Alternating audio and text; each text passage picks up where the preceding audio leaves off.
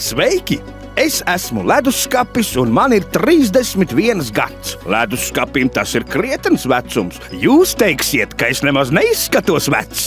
Pareizi, bet par to, kāpēc esmu tāds, kādu mani redzat, un kā es nokļuvu šeit, jūs uzzināsiet šajā filmā. Nu tad visu no sākuma.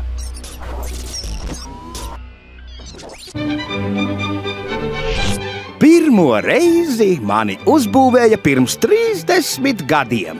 Es biju jauns, tiem laikiem ļoti moderns, es labi saldēju un visiem ļoti patiku. Veikalā es iepatikos jaunai ģimenei un nokļuvu pie viņiem virtuvē.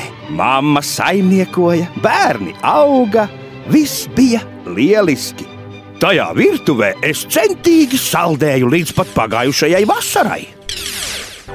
Pēdējos mēnešus mani saimnieki nebija apmierināti ar manu darbu.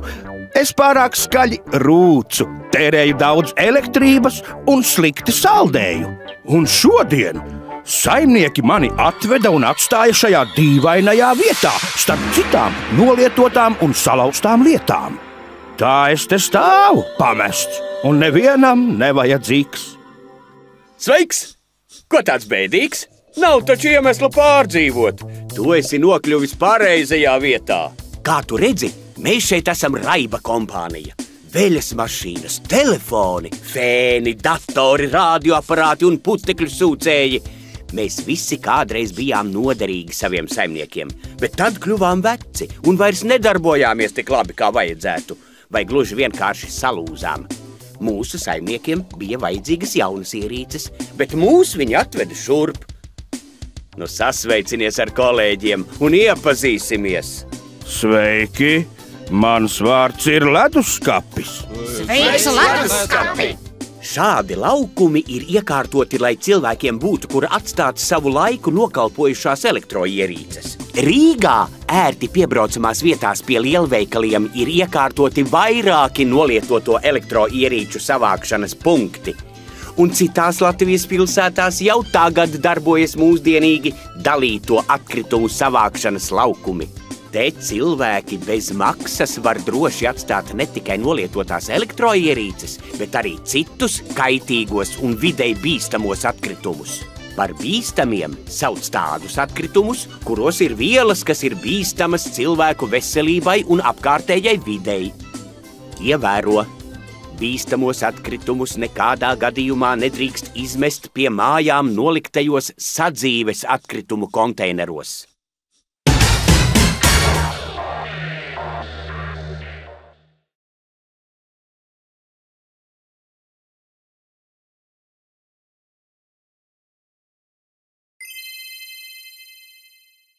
Par savu laiku nokalpojušo lietu savākšanu rūpējas Zaļā josta un tās partneri.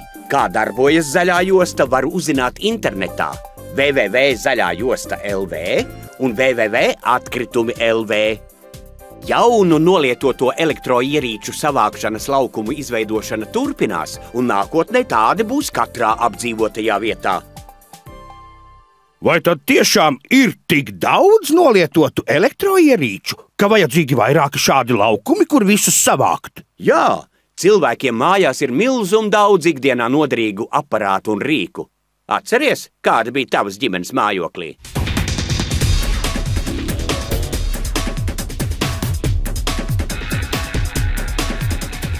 Ar laiku katra manta salūst vai noveco. Ierīces kļūst neekonomiskas vai sabojājas, un cilvēki vecās mantas vietā pērk jaunu. Bet kur likt veco? Ir aprēķināts, ka no katra cilvēka viena gada laikā būtu jāsavāc vidēji 4 kilogramus nolietotu elektroierīču. Tātad Latvijā katru gadu būtu jāsavāc 8 miljoni kilogramu nolietotu leduskapju, televizoru, veļas mašīnu. Tie ir 8000 tonu bīstamu atkritumu. Ja to visu sakrautu vienā kaudzē, tad atkritumu kalns svērtu tikpat, cik slavenais Eifeļa tornis Parīzē. Un, lai aizvestu šo atkritumu kalnu, būtu jāpiekrauj pilns milzīgs kravas kuģis.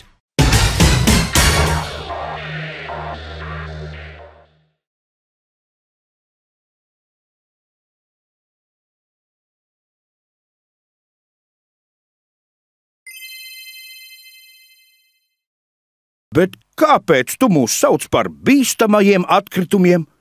Tas skan nedaudz nepieklājīgi, un es nemaz neizskatos bīstams.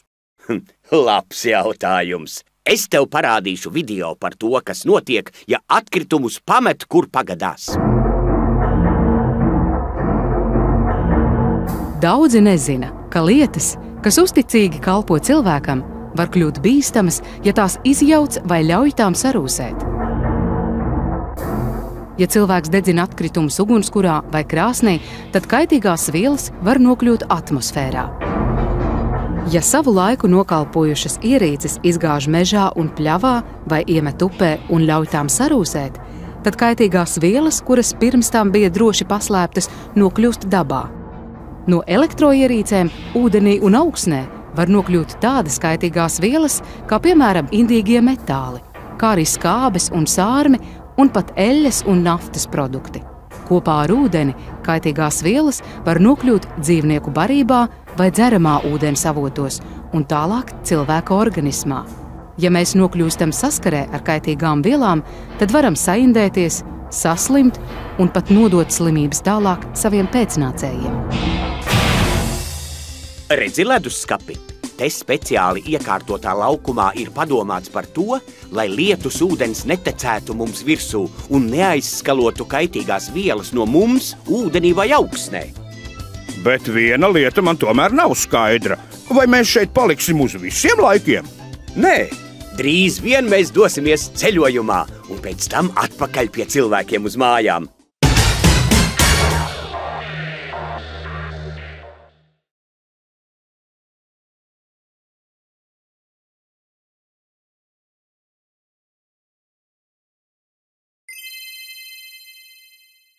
Tu teici, ka mēs dosimies atpakaļ pie cilvēkiem uz mājām?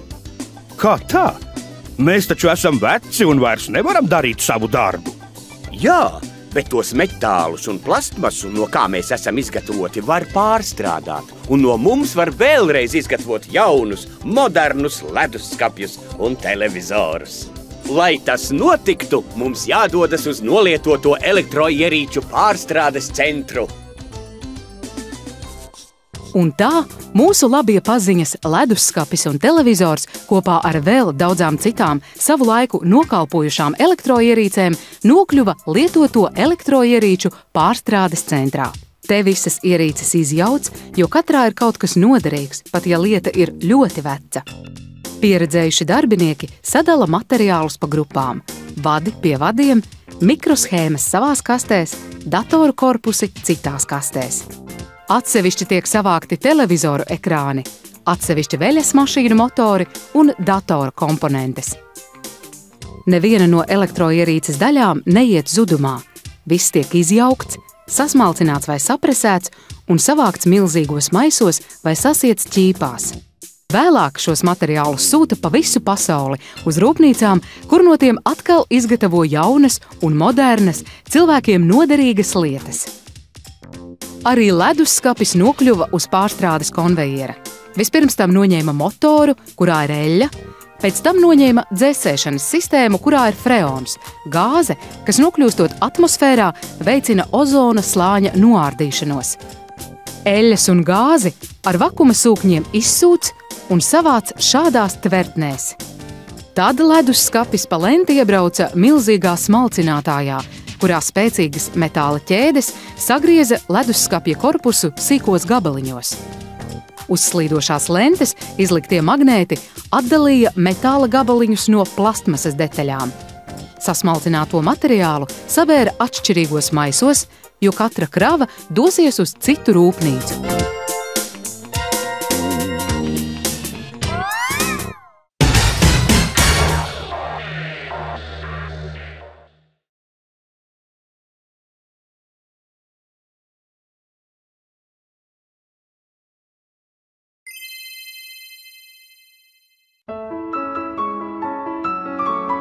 Nu, redziet, mēs atkal tiekamies veikalā. Es esmu tikko no rūpnīcas un jūtos kā no jauna piedzimis. Tagad es darbojos klusi, esmu moderns un skaists. Es pa pusē esmu no tiem pašiem materiāliem, no kuriem bija izgatavots mans vectētiņš, un gaidu savus jaunos saimniekus. Arī mans draugs televizors ir šeit blakus nodaļā. Es domāju, ka jūs viņu pat nepazīsiet. Tagad viņš ir plakans un ar milzīgu ekrānu. Hello, draugi! Ja jūs atnāksiet uz veikalu iegādāties sev jaunu leduskapi, pievērsiet uzmanību tam, ka es esmu A-klases tehnika. Tas nozīmē, ka esmu ļoti ekonomisks, tērēju pavisam maz elektrības, saudzēju dabu un taupu savu saimnieku naudu. Kopā ar mani veikalā ir daudz preču, kuru izgatavošanā ir izmantoti otrreizēji pārstrādātie materiāli. Mūsu ražošanai ir patērēts mazāk dabas resursu, mēs tērējam mazāk elektroenerģijas un sargājam vidi no piesārņojuma. Tagad man jāatvadās, gaidīšu savus jaunos saimniekus un jums saku uz redzēšanos! Tāds bija leduskapja stāsts par elektroierīču dzīves ciklu. No veikala plaukta pie cilvēkiem, pēc dažiem gadiem uzticīgas kalpošanas uz nolietoto elektroierīču savākšanas laukumu, tālāk uz pārstrādes centru, pēc tam jau kā vērtīgs izejmateriāls uz rūpnīcu, un no turienes atkal veikala plauktā un atpakaļ pie cilvēkiem mājās. Saudzē dabu un palīdzi arī tu atrast elektroierīcēm pareizo ceļu. Zaļā josta organizē izglītojošus pasākumus skolēniem un pieaugušajiem, kuros aicina saudzēt vidi un šķirot atkritumus. Pasākumos cilvēki uzzina par dažādu vielu bīstamību un kaitīgumu videi, kā arī mācās saudzēt vidi. Zaļā josta rīko arī akcijas dažādās Latvijas vietās, kuru laikā cilvēkiem savu māju pagalmos ir iespēja bez maksas nodot pārstrādēji nolietotās sadzīves elektroierīces. Skolēni visā Latvijā ir pazīstami ar zaļās jostas konkursiem. Viens no tiem ir ikgadējais bateriju vākšanas konkurss, kura laikā tiek vāktas un nodotas tālākai pārstrādei izlietotās baterijas. Zaļā josta tīrai Latvijai!